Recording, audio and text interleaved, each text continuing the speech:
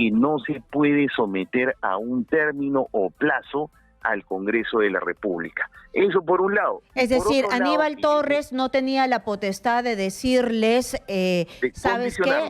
De condicionarlos. ¿Sabes qué? Háganlo rápido, yo lo voy a interpretar, esto se hace como yo quiero. No, es potestad del Congreso. Esos son supuestos de improcedencia hoy en día. Bienvenido, doctor Luciano López, a Exitosa. ¿Cómo está? ¿Qué tal? Muy buenas tardes. Muchas gracias por la invitación. Muchas gracias a usted por aceptar la invitación. ¿Qué quiere decir esto? Yo estaba leyendo atentamente sus tweets, y me parece que tienen mucha lógica, ¿no? Porque no se ha presentado solamente una cuestión de confianza. Una que digamos de manera presencial, pero la otra en papeles. ¿Qué quiere decir esto? ¿Procede o no la cuestión de confianza? Lo que pasa es que hay que mirar dos planos, ¿no? Yo creo que hay que mirar obligatoriamente el plano jurídico y hay que mirar el plano político, porque están enlazados, quieras o no. En cuanto al tema jurídico, ya el Congreso, el de este quinquenio, desde que empezó el mandato, básicamente estableció una serie de regulaciones para curarse en salud. ¿Cuáles fueron esas? La primera dictó una ley que es la ley 31355, que es una ley que el propio Ejecutivo llevó al Tribunal Constitucional, y esa ley lo que establece son que solamente el Congreso es el único facultado para poder interpretar sus decisiones relacionadas a la cuestión de confianza. Y en segundo lugar, esa ley estableció una serie de supuestos en los que podía ser rechazada la cuestión de confianza. Y en segundo lugar, Karina, porque en noviembre del año pasado, con lo cual prácticamente tiene un año, se modificó el reglamento del Congreso para también otorgarle facultades a la mesa directiva del Congreso para que cuando se presente una cuestión de confianza pueda verificar si este es procedente o no. Eso no existía antes. Entonces, en síntesis, para que la gente lo entienda, el Congreso ha puesto dos candados, y esos dos candados, el primero, el de la ley que mencioné, ya ha sido validado por el Tribunal Constitucional. Entonces, ¿qué es lo que sucede en la realidad? Que ayer, cuando el señor Torres va y plantea su cuestión de confianza, y al final de su discurso menciona de que les coloca prácticamente una oportunidad en la que el Congreso tiene que resolver, entonces en Cristiano lo que está sucediendo es que cae en una causal de improcedencia establecida en estas normas que mencioné, porque esas normas dicen que no se puede someter a un término o plazo al Congreso de la República. Eso por un lado. Es decir, Aníbal Torres no tenía la potestad de decirles, ¿sabes qué? De condicionarlos. ¿Sabes qué? Háganlo rápido, yo lo voy a interpretar, esto se hace como yo quiero. No, es potestad del Congreso. Esos son supuestos de improcedencia hoy en día, quieras o no, me guste, no me guste. Eso, además, como vuelvo a repetir, con esos dos candados, el primero de los candados, que es la ley, además ya lo validó el Tribunal Constitucional.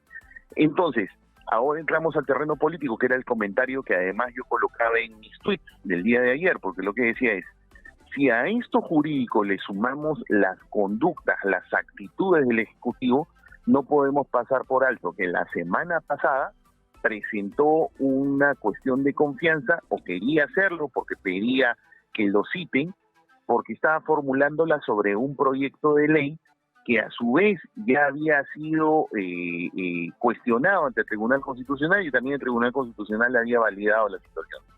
Y en segundo lugar, porque pasaba solamente una semana, el día de ayer todos sabemos de que el señor Torres se aparece muy temprano en el Congreso, ingresa el proyecto de ley en la mesa de partes e inmediatamente ingresa al Pleno.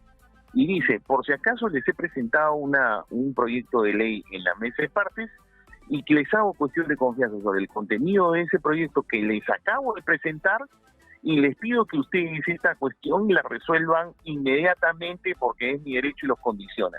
Entonces lo que yo veo ahí, y por eso colocaba yo en mis tweets, Esto es una desnaturalización y un mal uso de la cuestión de confianza, y que linda incluso con la propia Constitución, porque la Constitución establece que no puede haber un abuso de derechos. Entonces, por eso es que señalaba, no puede haber un desligamiento de la parte jurídica con la parte política, porque definitivamente el Ejecutivo, insisto, está haciendo un mal uso de la cuestión de confianza, un uso pernicioso, y que desnaturaliza esta institución que está destinada más bien a decompresionar relaciones de conflicto con el legislativo sobre políticas de gobierno. Entonces ahí hay un problema definitivamente, que al final quienes pagamos los platos rotos somos los ciudadanos. Claro, entonces lo que él ha hecho es forzar el uso de la cuestión de confianza. Presenta un proyecto de ley, pero como yo lo quiero que lo hagan rapidito, y ni siquiera se puede hacer rapidito porque también es potestad del Congreso de la República, él hace cuestión de confianza. Por eso le digo, pues es como que yo ingrese a la radio, meto una solicitud para que la señora Karina Noboa me atienda, pero yo no espero ni siquiera que Karina Noboa me revise la solicitud, sino que inmediatamente me meto a su despacho y le digo, señora Karina Noboa, le acabo de presentar una solicitud y le pido que me atienda y estoy acá y atiéndame. No, y se sienta aquí a mi costado. Quiero hablar. O sea, no pues, o sea, por eso digo, ¿no? Más allá de las cuestiones jurídicas que ya detallé al inicio de esta entrevista, lo último que estoy diciendo, incluso con el ejemplo, le muestra que es un mal uso. O sea, la conducta que muestra el Premier es el mal uso de una cuestión de confianza, que es un instrumento que su naturaleza existe para descompresionar, para solucionar una relación, un conflicto con el Parlamento a propósito de una política de gobierno. Por eso se llama cuestión de confianza, porque va el Premier y le dice a la representación nacional, oye, esta es mi política de gobierno, total, ¿tienes confianza sobre lo que yo estoy haciendo, sí o no?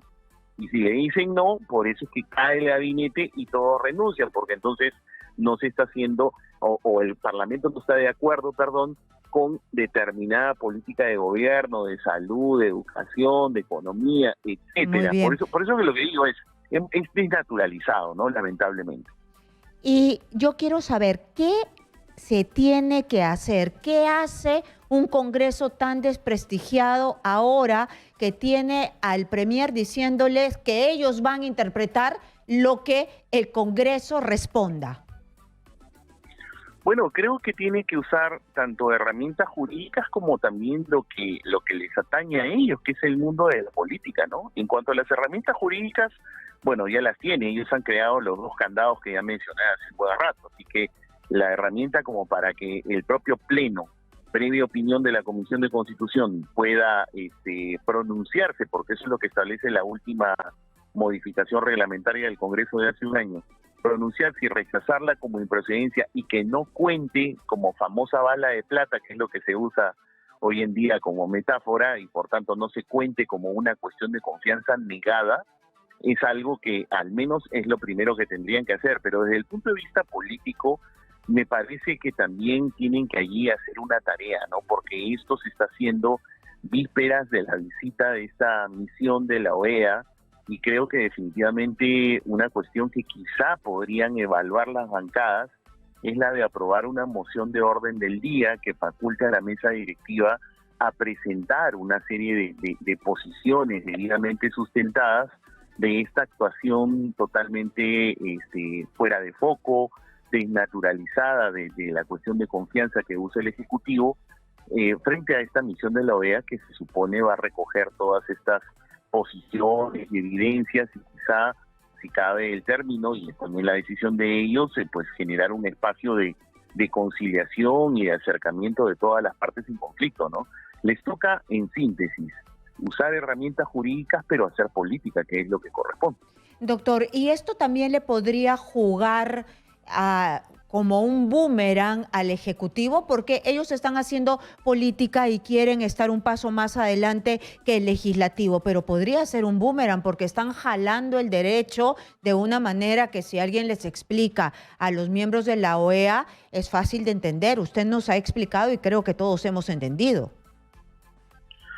Bueno, por eso les decía, ¿no? Probablemente una cuestión que podrían hacer es aprobar una moción de orden del día para que la mesa directiva tenga una posición totalmente institucional y de todas las bancadas, porque indudablemente la misión a uno de los principales actores a quienes va a entrevistar es a la mesa directiva del Congreso. Entonces tienen que prepararse para una justificación jurídica, pero también a una posición política, ¿no? Entonces, creo que definitivamente esa es la tarea que les toca.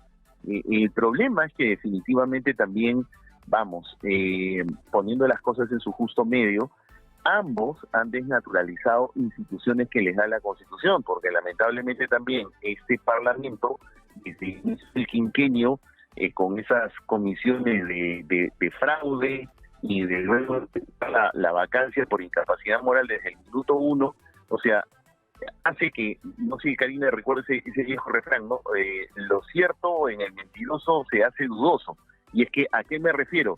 Que cuando a lo mejor ya existen razones, como quizá hoy, de sobra para una vacancia, como lo mal usaste al inicio, como que ya suena, oye, pero ¿qué cosa es lo que estás haciendo? Lo mismo con el Ejecutivo, con su cuestión de confianza. Quizá cuando realmente tengas que plantear una cuestión de confianza que lo justifique, ya el uso fue tan pernicioso que dices, oye, pero ¿para qué está planteando cuestión de confianza? Totalmente claro. Muchísimas gracias a Luciano López, abogado constitucionalista.